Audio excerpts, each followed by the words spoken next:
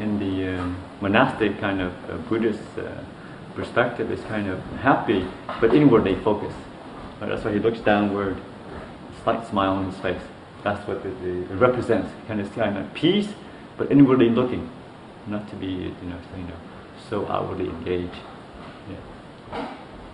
And symbol of the candles, that represents light, wisdom. Wisdom, it permeates darkness, right?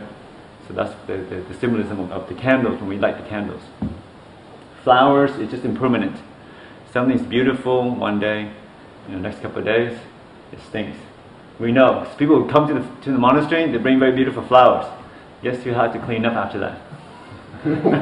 So after a few days, the water reeks, everything falls apart. Clean the shrine. So it always reminds, things that be very beautiful, and you can enjoy them for what they are. But also knowing full well that nothing lasts forever, and it's a good thing to always constantly remind ourselves, because our body, when we're young, very fit, very strong, but then, as Vicky and Matt and myself know, as you get into your mid-40s, they're not so strong all the time.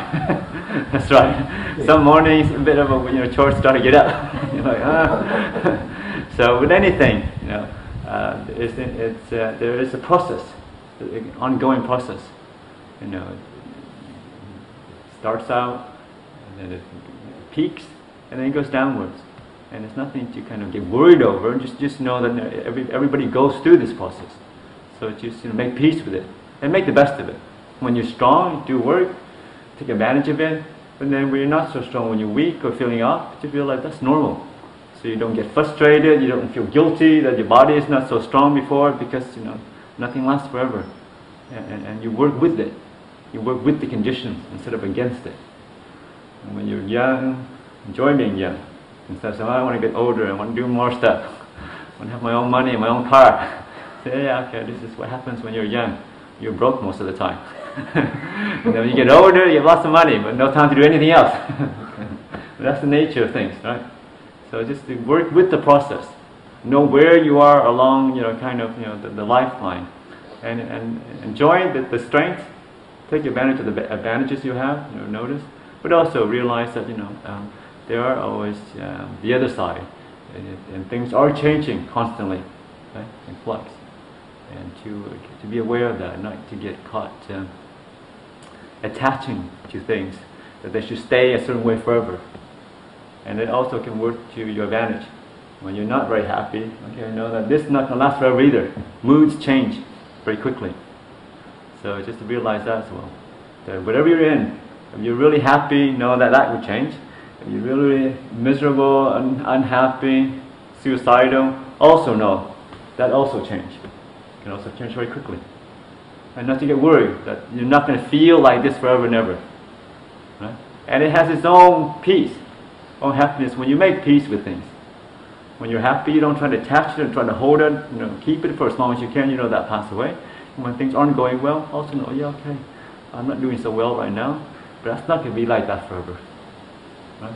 So that's the significance of the flowers on the shrine. They do remind you change. It's constant. Right? And the fragrance of the incense, it's an interesting simile, is that the fragrance of incense only goes one way. Whenever the wind blows, that's where the fragrance goes. But the Buddha said the virtue, the fragrance of a virtuous person, a person who is good, morally good, who is helpful, who is truthful, that fragrance of that person, his fame, it goes everywhere. A good person, his kind of reputation spreads far and wide, much more beautiful than the incense. And just know that for yourself as well. If you are an upright person, an honest person, then you have inner confidence, and also your reputation spread wide. Everybody will know about it eventually. As long as you are upright, you keep your promises, you do what's good, what's true. And it goes across, obviously, not just Buddhism, but everywhere. Yeah? So that's the symbolism of the things on the shrine. Sometimes you don't understand them, you think it's just rites and ritual, just put some incense there, smells good.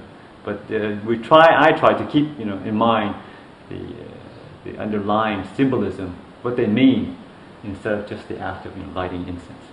A lot of people don't understand what it all means, and just rites and ritual. You light the incense and you pray to a God somewhere out there, then He'll give you what you want. Not quite true. And also with the Buddha, it's the same. With the Buddha, He's dead. I'm not praying or offering things to a person who's not there anymore. It's more of an ideal. To me, the Buddha represents peace, compassion, wisdom. And when I bow to that, I'm bowing to the qualities of the Buddha. And hopefully what I bow, respect, and worship is what my mind inclines towards. So hopefully I'm growing in peace, kindness, and compassion every day. And that's what the bowing signifies. Obviously I'm not bowing to a lump of brass or whatever, or plaster. It's just a reminder of what a Buddha is. Yeah, so that's some kind of explanations on the kind of some Buddhist rites and ritual for you guys and you. Okay?